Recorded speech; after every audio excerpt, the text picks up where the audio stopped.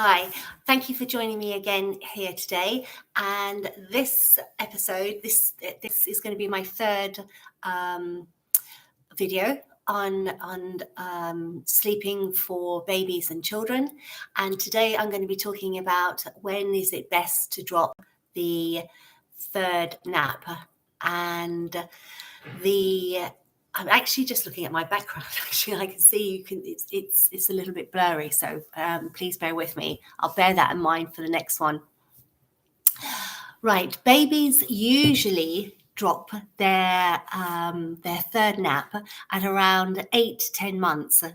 This, of course, isn't set in stone because as all babies are unique and everyone's different, that's not always the case. And then also for premature babies, that will, with working with an adjusted age, that won't always be the case. Now, if your little one, if you're lucky enough to be in a set routine, then you will see the signs for maybe your little one wanting to transition from 3 naps down to 2 naps more easily. However, like most of the families I work with, it will be a case that a lot of families their little one will have maybe 3 naps a day, but they'll last for 30 minutes each time, or they'll have maybe 5 naps a day, and they will have, again, there'll be 30 minutes at each time. But we're going to focus on those that are having naps at the moment in place, and they have some structure. Now, what could be happening is that the first and second nap is going well, and then all of a sudden, the third nap, it's more difficult. They become more cranky. They don't really want to go down, and you're finding that harder.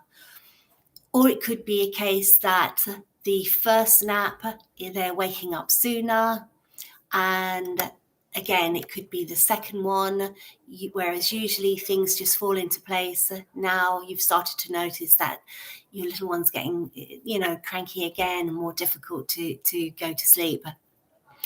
These are signs that are telling us that everything's going well and the baby, your little one, is growing up and developing as they should. And it's just now a case that they need longer wakeful windows. And so they're ready to possibly drop the third nap.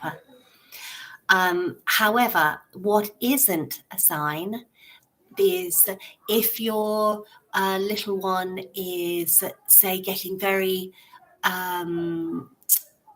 crying at night, very difficult to put down at night, again, very cranky or appearing frustrated. These are not the signs that your baby is ready to drop that third nap. In fact, it's probably a case that they're really overtired, and they, by dropping that nap or any of the naps that is in place at the moment would just make the situation worse. So,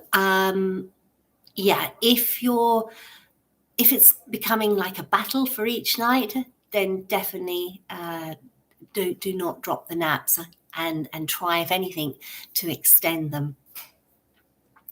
Now, if your little one is ready for this transition, then what the first step is that if you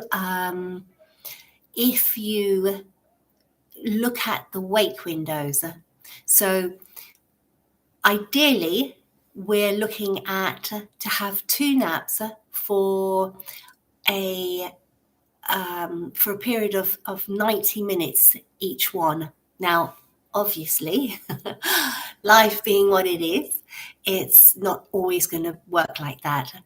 But you're looking for roughly the same amount of times that it will be 90 minutes for each one. And then you're looking to have a 3-hour wake window between each one. Now, sometimes, as life usually is, certain days will pop up and things won't fall into place. So your first nap may not be as long as you'd want. So in which case, you wouldn't leave that time for your next nap over those 3 hours. You would then do a 3-hour wake window, and then put baby down or your little one down for that nap then. And again, it's just a matter of adjusting and having the tools and the knowledge of what's going on here. So if it's been a case that, say, the 2 naps, they haven't gone as well, and then bedtime seems quite a number of hours away, what a good solution is to slot in a power nap, cat nap, whatever you want to call it, no longer than 20-30 minutes. It's just you're just bridging that gap. So you're giving them a little rest. Their brains have a little rest. They can have a proper shutdown time, and then you'll wake them up so you don't interfere with their for their nightly routine. Now, sometimes you will be able to, if it's not too far out, if the 2 naps have gone fairly well, but not exactly how you'd like, you can bring the bedtime forward. But you wouldn't be looking to bring bedtime forward any longer than, say, an hour, because that can really put them out then. But you can adjust up to an hour, maybe half an hour, whatever fits into what's happened during that day. So it's just to remember that we're all different, and not every day with babies, as you already know, will go to plan. But if you have that in mind and you know the information, that will really help.